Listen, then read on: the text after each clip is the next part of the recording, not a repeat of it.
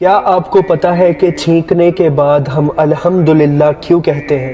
ایک چھینک کی رفتار 100 مائلز پر آور ہوتی ہے، اور اگر آپ تھوڑا سا اونچا چھینکیں گے جتنی ضرورت ہوتی ہے اس سے تھوڑا زیادہ، تو آپ کی ربس، آپ کی پسلیوں کی کوئی ایک ہڈی ٹوٹ سکتی ہے اس سے۔ کیا ہوگا اگر آپ اپنا ناک اور منہ بند کر کے چھینکیں؟ اگر آپ نے اپنا ناک اور منہ بند کر کے چھینکا تو آپ کے پھیپھڑوں کے درمیان ہوا سٹک ہو جائے گی، اور آپ کے دماغ میں جو بلڈ ویسلز کا سسٹم ہوتا ہے وہ رک جائے گا ایک جگہ پہ، اور اس کے بعد آپ کی ڈیتھ ہو جائے گی۔ اور جب آپ چھینکتے ہو نا تو آپ کے پورے باڈی کا جو سسٹم ہے نا وہ کام چھوڑ دیتا ہے، آپ کا دل بھی کام کرنا چھوڑ دیتا ہے جب آپ چھینک رہے ہوتے ہیں۔ بیسیکلی چھینکنے کے بعد آپ ایک نئی زندگی میں واپس آتے ہو، آپ کو ایک نئی زندگی ملتی ہے اللہ تعالیٰ کی طرف سے، اور یہ چیز آج سائنس پروف کر رہا ہے۔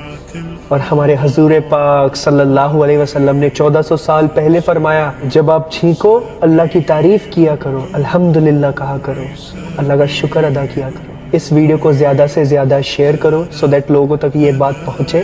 جزاک اللہ خیر، فی امان اللہ۔